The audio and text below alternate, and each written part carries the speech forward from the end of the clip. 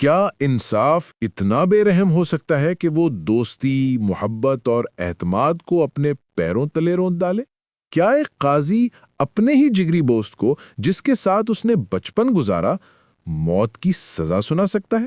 تاریخ کے اوراق میں ایک ایسی کہانی دفن ہے جہاں انصاف کی تلوار نے ہر رشتے کو کاٹ کر رکھ دیا، اور یہ کہانی ہے شہر نینوا کے قاضی عبداللہ کی، جس کی عدالت میں ایک ایسا مقدمہ آیا جس نے پورے شہر کی بنیادیں ہلا دیں۔ ایک قتل، ایک لاش، اور مقتول کی مٹھی میں قید ایک راز، ایک چمکتا ہوا موتی۔ یہ موتی گواہ تھا یا قاتل کا نشان؟ آئیے دیکھتے ہیں۔ یہ اس دور کی بات ہے جب اسلامی سلطنت کی شان و شوکت عروج پر تھی۔ شہر نینوا اپنے عدل و انصاف کے لیے مشہور تھا، اور اس انصاف کا مرکز تھے قاضی عبداللہ، ایک ایسا نام جس کی دیانت اور غیر جانبداری کی قسمیں کھائی جاتی تھیں۔ ان کے لیے انصاف اللہ کا حکم تھا، اور اس حکم کے آگے کوئی رشتہ، کوئی تعلق معنی نہیں رکھتا تھا۔ قاضی عبداللہ کی زندگی میں اگر کوئی دنیاوی تعلق سب سے مضبوط تھا تو وہ تھا حسن سے ان کی دوستی کا۔ حسن نہ صرف ان کا بچپن کا دوست تھا، بلکہ ان کا رازداں اور مشیر بھی تھا۔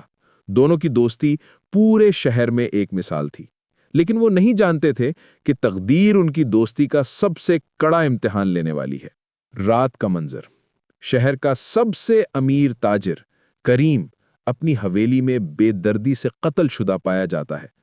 شہر کے سپاہی جائے وقوع پر پہنچتے ہیں۔ قاضی عبداللہ کو اطلاع دی جاتی ہے۔ قاضی عبداللہ جائے وقوع پر پہنچتے ہیں۔ ان کے چہرے پر گہری تشویش ہے۔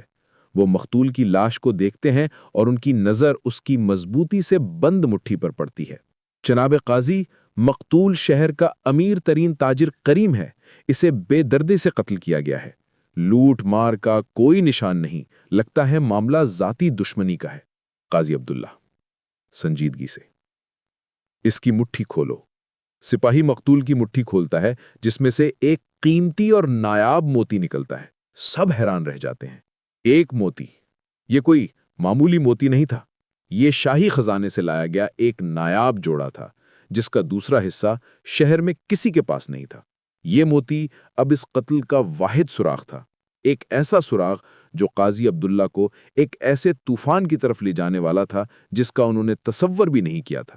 سپاہی گواہوں سے پوچھ گچھ کر رہے ہیں۔ تفتیش کا آغاز ہوا تو کڑیاں ایک ایسی سمت میں جڑنے لگیں جس سے قاضی عبداللہ کا دل دہل گیا۔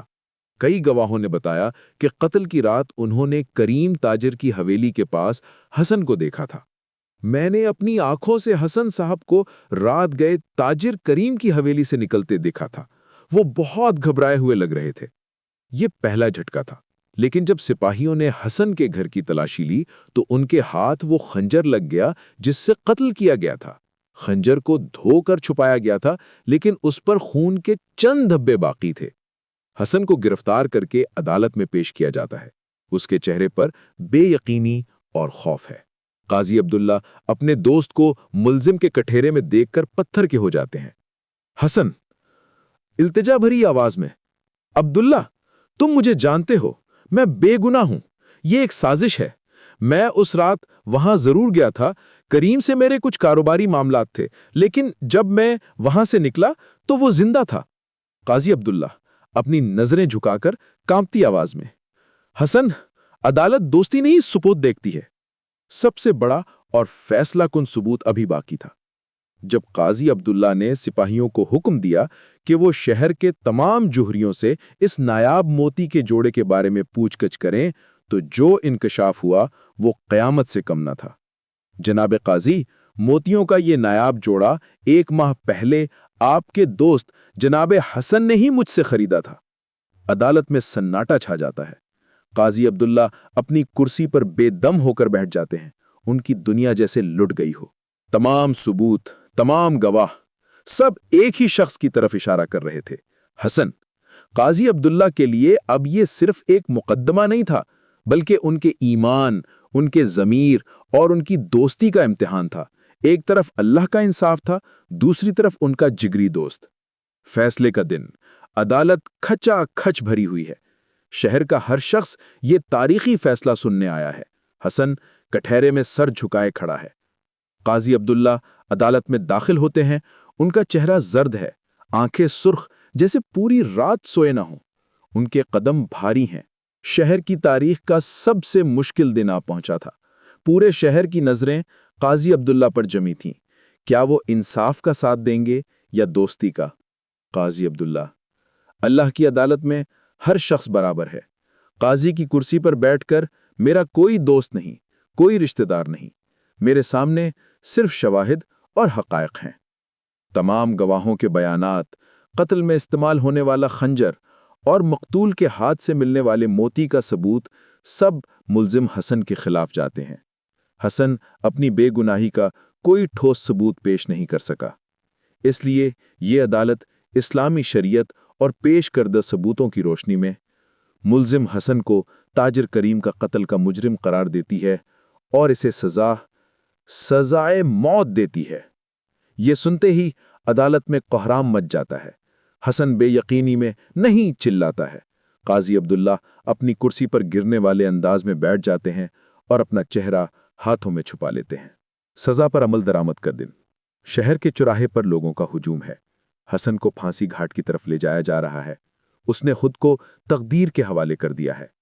قاضی عبداللہ اپنے گھر کی مسجد میں سجدے میں پڑے رو رہے ہیں۔ انصاف ہو چکا تھا، لیکن ایک روح مر چکی تھی۔ قاضی عبداللہ نے اپنا فرض نبھایا تھا، مگر اپنا سب کچھ کھو دیا۔ شہر میں ماتم کا سما تھا۔ اچانک ہجوم میں سے ایک شخص رک جاؤ، ظلم مت کرو چلاتا ہوا آگے بڑھتا ہے۔ سب حیران ہو کر اسے دیکھتے ہیں۔ وہ مقتول تاجر کریم کا ایک پرانا غریب ملازم ہوتا ہے۔ ملازم ہانپتے ہوئے جلاد کے سامنے کھڑا ہو جاتا ہے۔ یہ بے گناہ ہے، قاتل میں ہوں، میں۔ سب چونک جاتے ہیں۔ سپاہی اسے پکڑ لیتے ہیں اور قاضی عبداللہ کو فوراً بلایا جاتا ہے۔ قاضی عبداللہ: یہ تم کیا کہہ رہے ہو؟ ثبوت کہاں ہے؟ ملازم اپنی جیب سے دوسرا موتی نکال کر دکھاتا ہے۔ ثبوت یہ ہے جناب قاضی، یہ ہے اس موتی کا جوڑا۔ میں نے اپنے مالک کو اس لیے قتل کیا کیونکہ اس نے میری بیٹی کی بیماری کے لیے مجھے قرض دینے سے انکار کر دیا۔ میں نے موتیوں کا جوڑا چرایا، لیکن بھاگتے ہوئے ایک موتی اس کی مٹھی میں رہ گیا۔ میں نے خنجر حسن صاحب کے گھر کے باہر پھینک دیا تاکہ شک ان پر جائے، لیکن جب میں نے دیکھا کہ آپ نے انصاف کے لیے اپنی دوستی تک قربان کر دی تو میرا ضمیر مجھے مزید خاموش نہیں رہنے دیا۔ میں ایک بے گناہ کو مرتے نہیں دیکھ سکتا۔ قاضی عبداللہ دوڑ کر حسن کو گلے لگا لیتے ہیں۔ دونوں دوستوں کی آنکھوں میں آنسو ہوتے ہیں۔ آسمان کی طرف دیکھ کر قاضی عبداللہ اللہ کا شکر ادا کرتے ہیں۔ یہ تھا عدل کا بدلہ۔ اللہ نے قاضی عبداللہ کے امتحان کو دیکھا، پرکھا، اور جب وہ اس کڑے امتحان میں ثابت قدم رہے تو غیب سے سچ کو ظاہر کر دیا۔ اللہ نے نہ صرف ایک بے گناہ کی جان بچائی بلکہ انصاف کی شان کو ہمیشہ کے لیے بلند کر دیا۔ اے ایمان والو، انصاف پر مضبوطی سے قائم رہنے والے اور اللہ کے لیے گواہی دینے والے بن جاؤ، چاہے وہ تمہارے اپنے خلاف ہوں یا والدین اور رشتہ داروں۔ یہ سورۃ النساء آیت نمبر 135 ہے۔ یہ کہانی ہمیں سکھاتی ہے کہ انصاف کا راستہ پھولوں کی سیج نہیں، یہ آگ کا دریا ہے، جہاں اپنے ہی چھوٹ جاتے ہیں، رشتے ٹوٹ جاتے ہیں اور انسان تنہا رہ جاتا ہے۔ لیکن جو شخص اللہ پر بھروسہ کر کے حق اور سچ پر قائم رہتا ہے تو اللہ اسے کبھی تنہا نہیں چھوڑتا۔ عدل کا بدلہ شاید اس دنیا میں دیر سے ملے، لیکن ملتا ضرور ہے۔ جب آپ انصاف کرتے ہیں تو آپ صرف ایک فیصلہ نہیں سناتے، بلکہ آپ معاشرے میں اعتماد، ایمان اور امید کی بنیاد رکھتے ہیں۔ آپ کا ایک بیلاغ فیصلہ آنے والی نسلوں کے لیے مشعل راہ بن جاتا ہے۔ یاد رکھیں کہ جب آپ حق کے لیے کھڑے ہوتے ہیں تو کائنات کی ہر طاقت آپ کے ساتھ کھڑی ہو جاتی ہے۔ اگر آپ کو یہ کہانی پسند آئی تو اسے دوسروں کے ساتھ شیئر کریں اور ہمارے چینل کو سبسکرائب کرنا نہ بھولیں۔ اللہ ہم سب کو انصاف پر قائم رہنے کی توفیق عطا فرمائے۔ آمین۔